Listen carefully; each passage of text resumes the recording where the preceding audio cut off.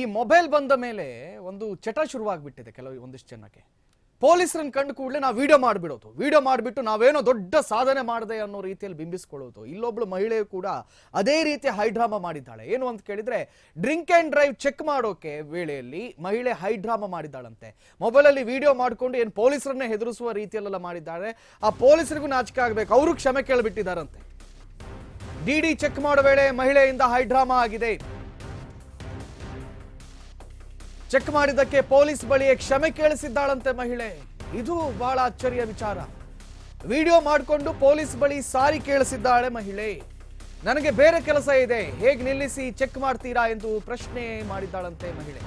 ಹಾಗಾದ್ರೆ ಪೊಲೀಸರು ಮಹಿಳೆಯರ ಡ್ರಿಂಕ್ ಅಂಡ್ ಡ್ರೈವ್ ಚೆಕ್ ಮಾಡಬಾರ್ದಾ? ಹಂಗಾದ್ರೆ ಶಾಂತಿನಗರ ಬಿಎಂಟಿಸಿ ಬಸ್ ಸ್ಟಾಪ್ ಬಳಿ ನಡೆದಿರತಕ್ಕಂತ ಘಟನೆ ಇದಾಗಿದೆ.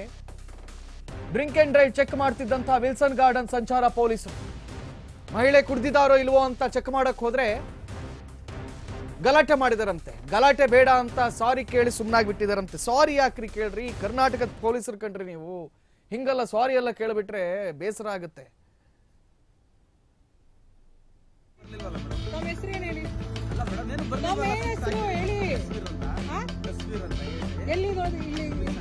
ಪೊಲೀಸ್ ಸ್ಟೇಷನ್ ಎಲ್ಲಿದೆ?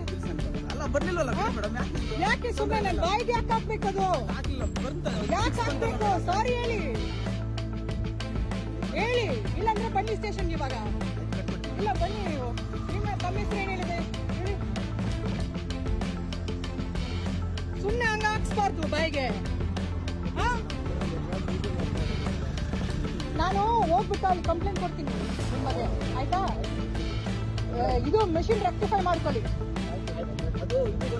ಮೆಷಿನ್ ರೆಕ್ಟಿಫೈ ಮಾಡ್ಕೊಳ್ಳಿ. ಹಿಂಗೆ ಹುಡುಗಿರ್ಗೆ ನಿಲ್ಸ್ಬಾರ್ದು, ಹುಡುಗಿರ್ಗೆ ನಿಲ್ಸ್ಬಾರ್ದು. ನೀವು ಒರಿಜಿನಲ್ ಪೊಲೀಸ್ ಅಂತ ನಂಗೆ ಹೆಂಗ್ ಗೊತ್ತಾಗೋದು?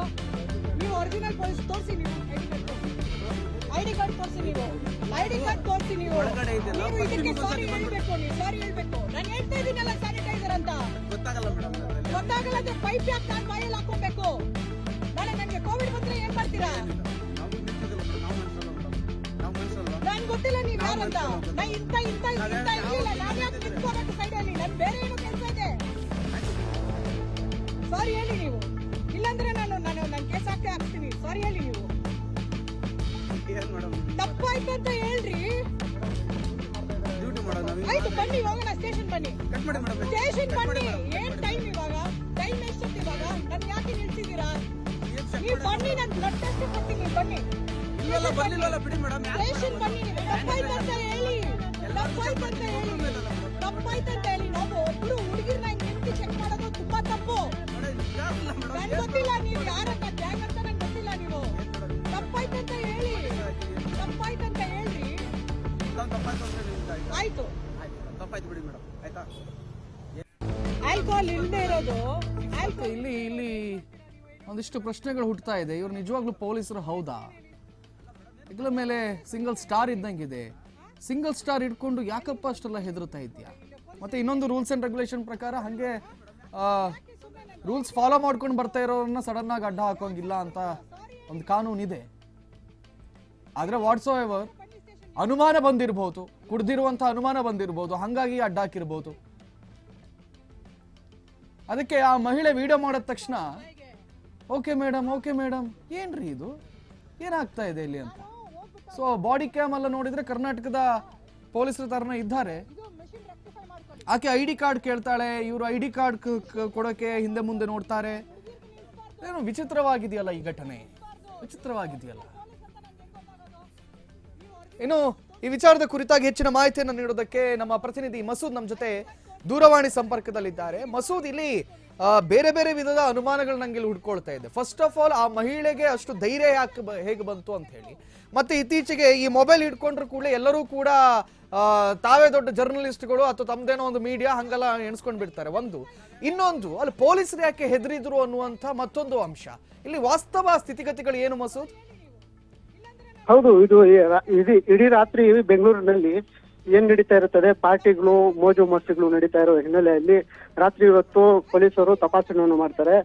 ಡಿಡಿ ಕೇಸ್ ಅಂದ್ರೆ ಕುಡಿದಿ ವಾಹನ ಯಾರ್ಯಾರು ಚಲಾಯಿಸ್ತಾರೆ ಅವ್ರಿಗೆಲ್ಲಾನು ದಂಡವನ್ನು ವಿಧಿಸುವಂತ ಕೆಲಸಕ್ಕೆ ಮುಂದಾಗಿದ್ರು. ಇದು ಶಾಂತಿನಗರ ಬಿಎಂಟಿಸಿ ಬಸ್ ನಿಲ್ದಾಣದಲ್ಲಿ ನಡೆದಿರುವಂತ ಘಟನೆ. ಈ ಘಟನೆಯಲ್ಲಿ ಮಹಿಳೆ ತಪಾಸಣೆ ವೇಳೆ ಮಹಿಳೆಗೆ ಗಾಡಿಯನ್ನು ತಡೆಗಟ್ಟಿ ತಪಾಸಣೆ ಮಾಡೋ ಸಂದರ್ಭದಲ್ಲಿ ಆ ಮಹಿಳೆ ಪೊಲೀಸರ ಮೇಲೆನೆ ಮುಗಿ ಬಿದ್ದಿರುವಂತದ್ದು ವಿಡಿಯೋ ಮಾಡಿಕೊಂಡು ಯಾವ ರೀತಿ ನನಗೆ ಇಟ್ಕೊಂಡು ನೀವು ಈ ತರ ನನಗೆ ರಸ್ತೆಯಲ್ಲಿ ಇದ್ ಮಾಡ್ತೀರಾ ಅಂತ ಹೇಳ್ಬಿಟ್ಟು ಇದ್ ಮಾಡ್ತಾ ಇರುವಂತದ್ದು. ಓಕೆ ಓಕೆ ಮಸೂದ್, ಧನ್ಯವಾದಗಳು ತಮ್ಮೆಲ್ಲ ಮಾಹಿತಿಗಳಿಗಾಗಿ. ನಮ್ಮ ಹೆಸರು ಏನು ಹೇಳಿ? ನಮ್ಮ ಹೆಸರು ಹೇಳಿ. ಎಲ್ಲಿ ಇಲ್ಲಿ ಪೊಲೀಸ್